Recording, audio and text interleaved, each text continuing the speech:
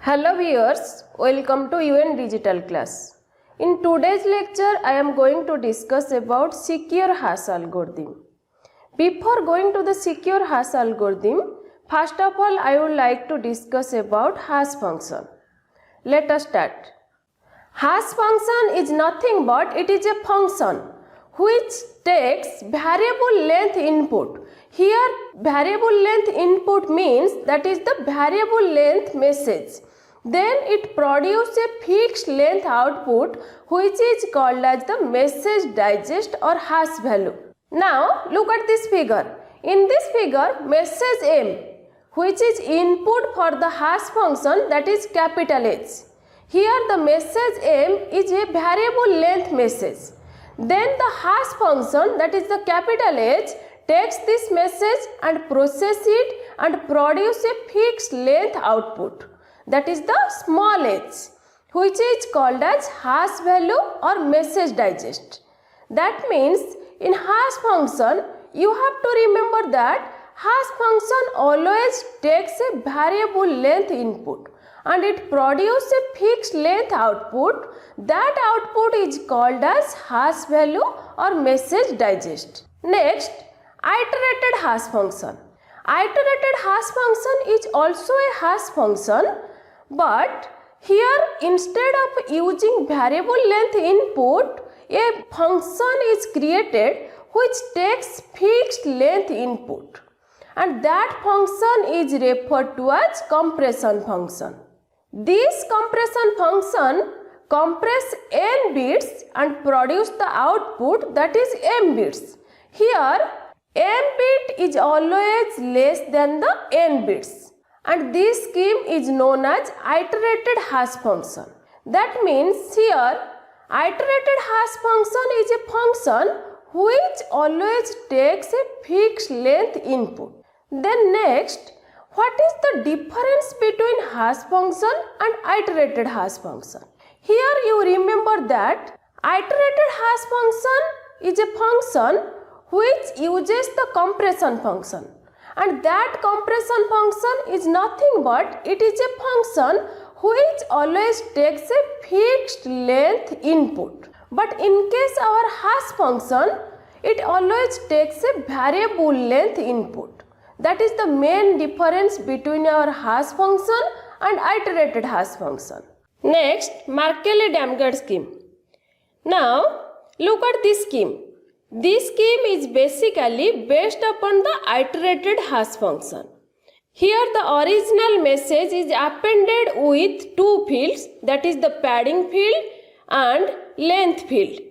After appending these two fields with the original message, then it is divided into t number of blocks, and the blocks are named as M1, M2 up to MT. Here each block size is n bits. Now look at the compression function. This one. Here this is the first compression function. Here this compression function takes the first block of our original message, that is M1. Then it takes the first message digest, that is H0, which is m bits. After taking these two values, then the compression function process it and produce a new message digest, that is H1. This is the first iteration. Here in first iteration, the compression function always takes the initial message digest. Here the initial message digest assigned by some initial vector or initial value. After performing the first iteration, then the compression function produces a new message digest, that is the H1. Now look at the second iteration. Here in second iteration, the compression function takes the second block of our original message, that is M2. Then it takes the H1, that is the message digest which is generated from our first iteration. After taking these two values, then the compression function process it and produce the new message digest, that is H2. In this way, this scheme performs all the iteration After performing all the iteration, then it produced the final message digest, that is HT, which is also M bits. This is all about the Merkle-Damgard scheme. Here, you must remember that the compression function always used the previously generated hash function. Then use the current message block and process it and produce a new message digest. Next, two groups of compression function. In iterated hash function, we use the compression function. But here the compression function is divided into two different groups. The first group of compression function is made from scratch. Here the example is message digest, because the message digest uses the compression function which created from the scratch. In second group of compression function, that is created from a symmetric block cipher. Here the example is wheel pool, because the wheel pool uses a compression function which is created from a symmetric block cipher. Now we look at different scheme. Those are uses these two different groups of compression function. Now look at the Rabin scheme. In Rabin scheme, here after adding the padded field and length field to our original message, then the message is divided into T number of blocks. And the blocks are M1, M2 up to MT. And here each block size is N bits. Now look at the compression function, this one. Here the compression function is replaced by a encrypting cipher. That means here in place of compression function we use a encrypting cipher. Now look at this compression function or encrypting cipher. Here it takes the message block, that is our first block of message M1, and use it as key. Then it takes the first message digest H0 and use it as plain text. Then process it and produce the ciphertext C. Here the ciphertext is nothing but that is our new message digest. This is all about the first iteration. Now look at the second iteration. In the second iteration, here it takes the second block of our message, that is M2, and use it as key. Then it takes the previously generated message digest or the ciphertext as the plain text. Then process it and produce a new ciphertext, which is also called as our new message digest. In this way, this scheme perform all the iteration and produce the final message digest, that is HT. Here you look at the difference between Merkle-Damgard scheme and the Rabin scheme. The Merkle-Damgard scheme uses our first group of compression function. But here the Rabin scheme which uses our second group of compression function. That means in Merkle-Damgard scheme, we use a compression function which takes our message block and the hash value or the message digest as input and produce it and process the new message digest. But here in our Rabin scheme, it uses the encrypting cipher as the compression function, and it takes the message block as key and the message digest as plain text, then process it and produce the ciphertext. And that ciphertext is treated as our new message digest. This is the difference between Merkle-Damgard scheme and Rabin scheme. Now look at the Davies-Meyer scheme. In this scheme, the message is also divided into T number of blocks, that is from M1 to MT, and each block size is also N bits. Now look at the compression function. Here the compression function is same as our Rabin scheme. That means here the compression function is replaced by our encrypting cipher. But look at the difference. Here the message block is used as key and the hash function or the message digest used as plain text. Then the encrypting cipher process it and produce the ciphertext C. Here, after producing the ciphertext, then this ciphertext is exclusively or with our message digest. After that, it produced the new message digest. This is the difference between Rabin scheme and Davies-Meyer scheme. In Rabin scheme, when we generate the ciphertext, that ciphertext directly used as our message digest.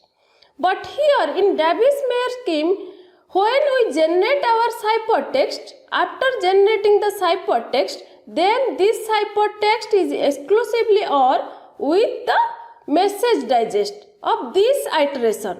After that, it produced the new message digest. Now look at the second iteration. In the second iteration, similarly it takes the second block of message, that is M2 as key, and takes the previously generated message digest as the plain text. Here it processes it and produces the ciphertext. Then again the ciphertext is exclusively or with the message digest. Here you remember that when the ciphertext is exclusively or with the message digest, that message digest must be the current message digest.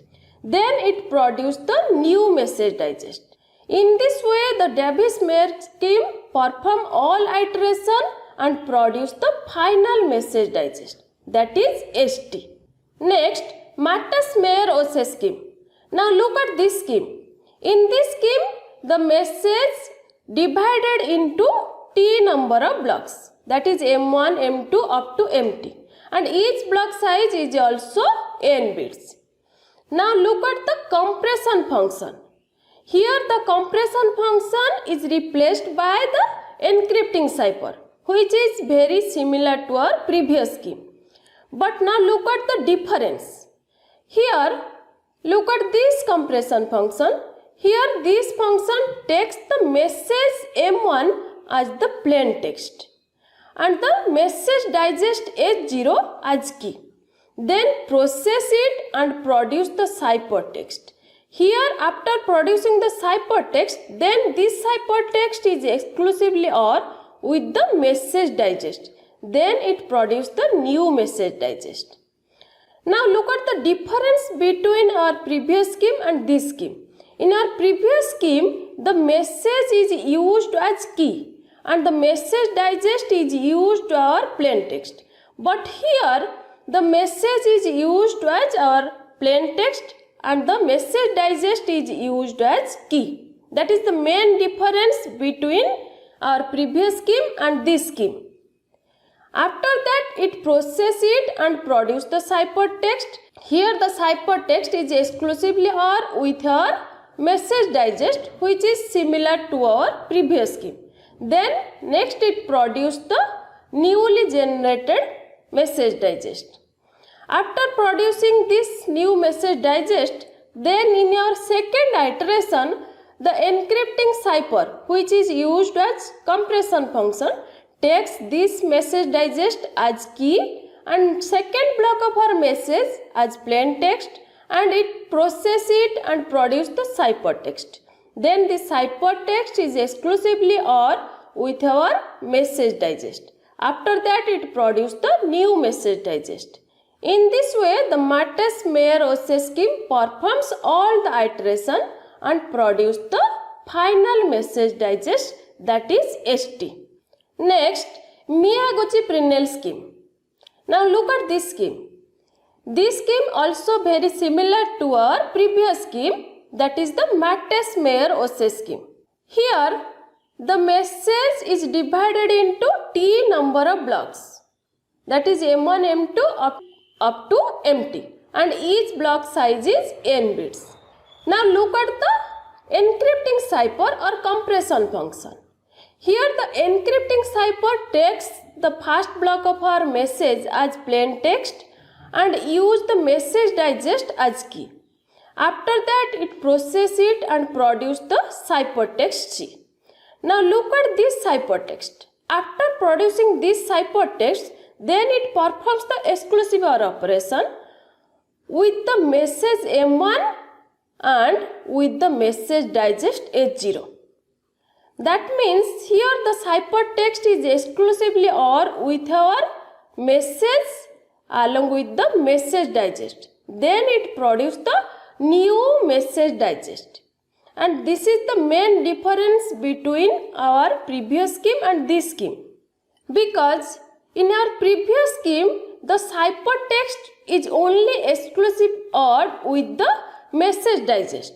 But in this scheme, the ciphertext is exclusively OR with our message digest along with message, which provides more security. Then after performing the exclusive OR operation, it produces the new message digest. Now this new message digest is used as key in our second compression function. That means in your second iteration.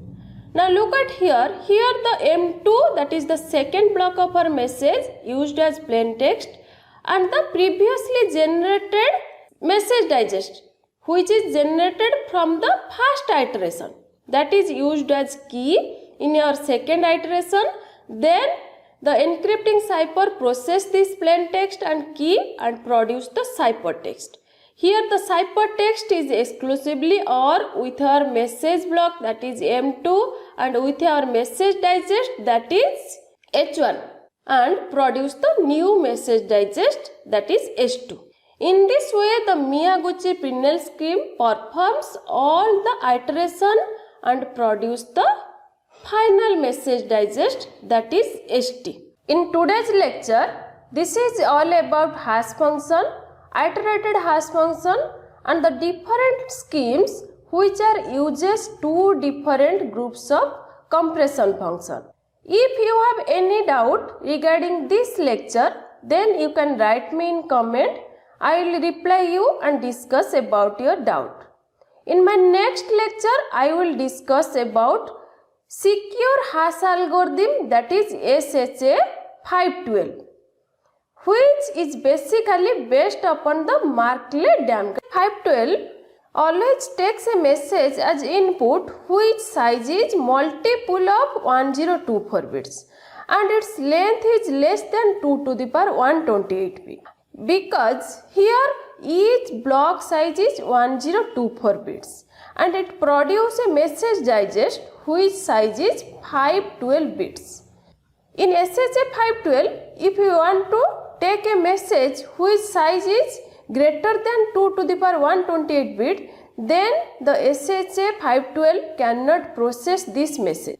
How this S.S.S 512 works, I will discuss in my next lecture. Thank you for watching.